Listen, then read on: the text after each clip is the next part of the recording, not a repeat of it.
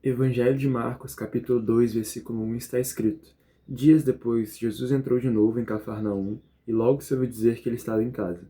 Muitos se reuniram ali, a ponto de não haver lugar nem mesmo junto à porta, e Jesus anunciava-lhes a palavra. Trouxeram-lhe então um paralítico, carregado por 4 homens, e não podendo aproximar-se de Jesus, por causa da multidão, removeram o telhado no ponto correspondente ao lugar onde Jesus se encontrava, e pela abertura desceram o leito em que o paralítico estava deitado. Vendo-lhes a fé, Jesus disse ao paralítico: Filho, os seus pecados estão perdoados. Alguns escribas estavam sentados ali e pensavam em seu coração: Como ele se atreve a falar assim? Isto é blasfêmia. Quem pode perdoar pecados, a não ser um, que é Deus? E Jesus, percebendo imediatamente em seu espírito que eles assim pensavam, disse-lhes: Por que vocês estão pensando essas coisas em seu coração? O que é mais fácil? Dizer ao paralítico: Os seus pecados estão perdoados, ou dizer: Levante-se, tome o seu leito e ande? Mas isso é para que vocês saibam que o Filho do Homem tem autoridade sobre a terra para perdoar pecados. E disse ao paralítico: Eu digo a você, levante-se, pegue o seu leito e vá para casa. Ele se levantou e, no mesmo instante, pegando o leito, retirou-se à vista de todos, a ponto de todos se admirarem e darem glória a Deus, dizendo: Jamais vimos coisa assim.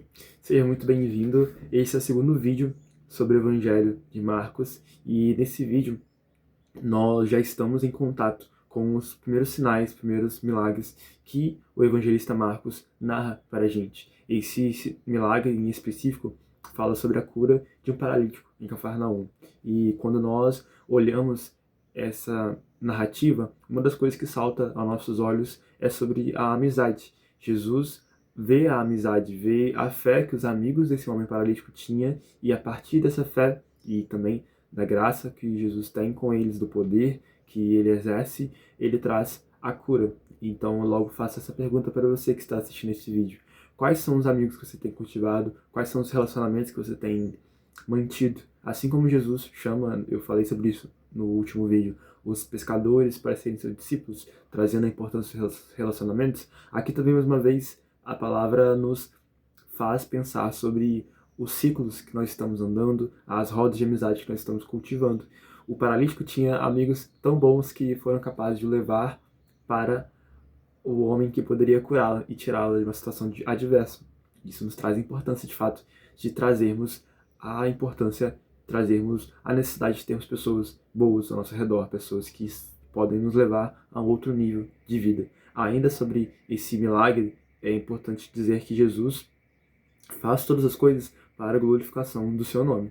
Se não, vejamos, ele vai dizer aqui que eles anunciavam, na verdade, ele anunciava, versículo 2, as pessoas iam e se reuniam a ele para ouvir a palavra. E qual palavra era essa? O Evangelho. No capítulo anterior nós vimos que Jesus ia para todos os lugares dizendo: arrependam-se e creiam no Evangelho, porque o reino de Deus está próximo. Então, Jesus faz tudo para que, a partir dos seus milagres, a partir do seu poder, o Evangelho fosse pregado. Mas ainda assim, os religiosos da época, os escribas, os fariseus, ouvindo tudo, vendo tudo, não eram capazes de acreditar. E Jesus percebe em seu coração, porque ele também tinha, mesmo sendo homem, também tinha e tem a parte divina nele. E ele foi capaz de entender a dúvida, os questionamentos que os religiosos faziam. Então eles perguntam para eles o que eles estavam pensando em seu coração, porque Jesus havia dito que os pecados do homem paralítico haviam sido perdoados,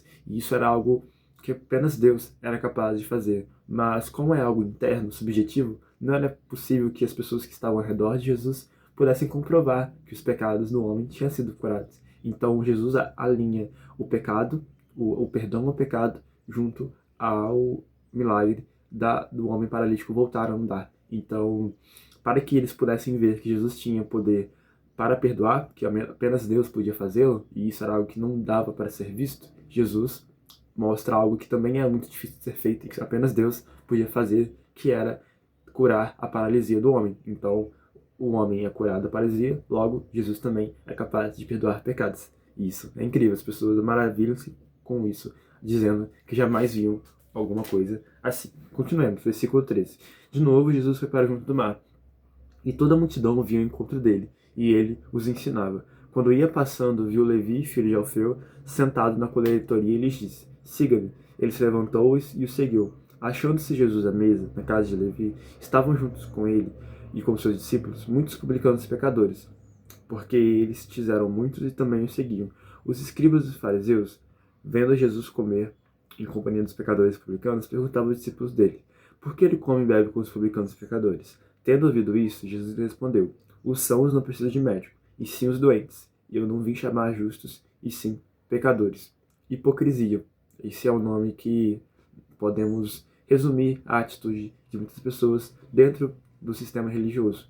Jesus chama um publicano. Para quem não entende o contexto da época, publicano era aquele que atuava na coletoria de impostos. Vocês sabem que Israel, na época, estava sendo governada pelos romanos, então os romanos colocavam pessoas estratégicas em cada lugar de Israel, do território presente lá, para que coletassem impostos. E muitas vezes as pessoas que colhiam impostos eram os próprios judeus. E os irmãos judeus dessas pessoas, ao verem que tinha um irmão que trabalhava para os romanos e ele retirava o seu sustento desses impostos, ao aumentar a taxa de impostos para que ele pudesse tirar também o seu salário, as pessoas certamente não viam com bons olhos aqueles que trabalhavam na coletoria. Mas Jesus chama um coletor de impostos, um homem chamado Levi, também outros evangelhos chamam de Mateus, para que ele participasse do seu quadro de discípulos. Aqui Jesus já indo contra o sistema religioso, indo contra as pessoas que certamente seriam escandalizadas com alguém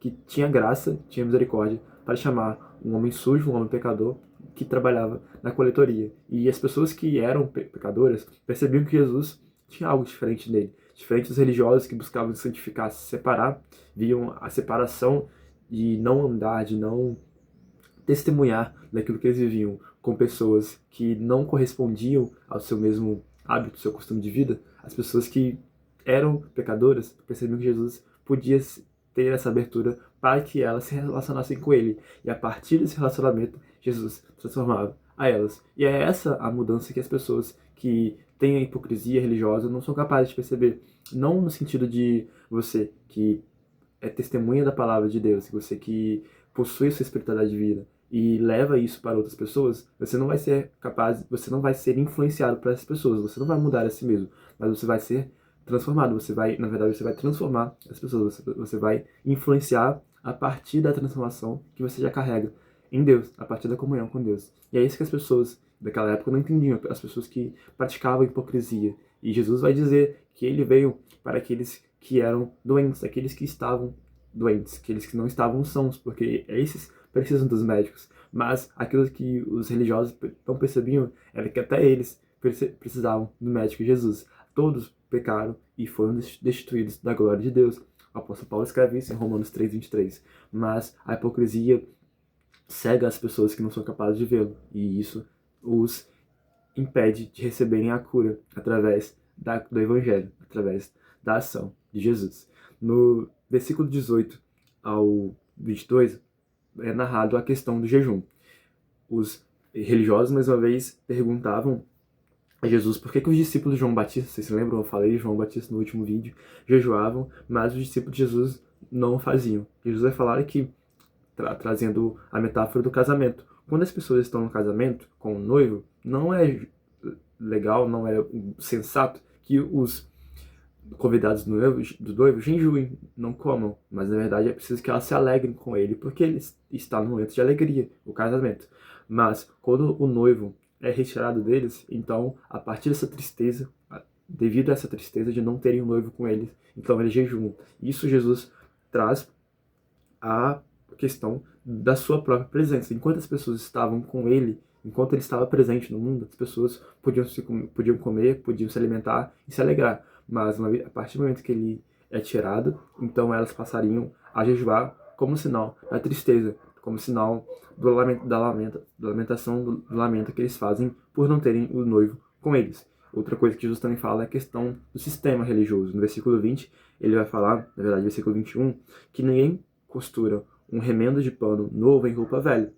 Do mesmo modo, ninguém coloca um vinho novo em odres velhos, porque assim como o remendo novo vai puxar a roupa velha, o tecido velho vai rasgar, também o vinho novo no odre velho não terá o espaço para que ele possa fermentar e expandir. E esse novo costume, essa nova revelação divina, essa nova palavra, não vai ser capaz de ser absorvida por alguém que tem a mentalidade antiga, que tem a sua mentalidade alicerçada em tradicionalismos que não correspondem, de fato, à vontade de Deus. E Jesus vai, todas as vezes, criticando, vai indo de encontro, combatendo todas essas coisas que o sistema religioso tinha na época. A questão do jejum, a questão da hipocrisia, a questão de não ter a abertura para aquilo que Jesus haveria de ter trazido como o seu novo ensinamento. Por fim, no versículo 23 ao 27, ainda Jesus vai criticar o sistema religioso da época. Vocês sabem que os judeus acreditavam no Shabat, acreditavam na guarda do sábado, e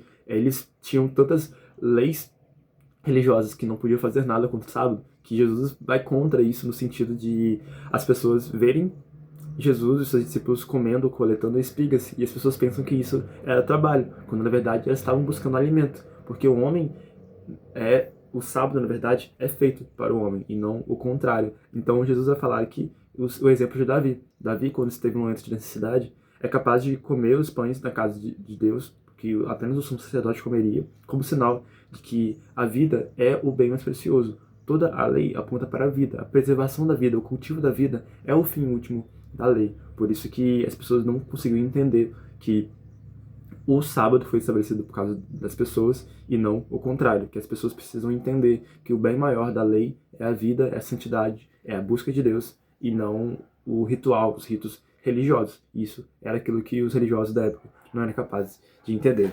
Nesse momento nós vamos concluir o vídeo de hoje. Espero que você possa ser edificado a partir de cada ensinamento que foi dito aqui a respeito das amizades, a partir do exemplo do homem que era paralítico, que foi curado a partir da fé dos seus amigos e também da graça e misericórdia de Jesus. Falamos sobre o chamado de Jesus a um homem que era publicano, a um homem que era pecador aos olhos da época.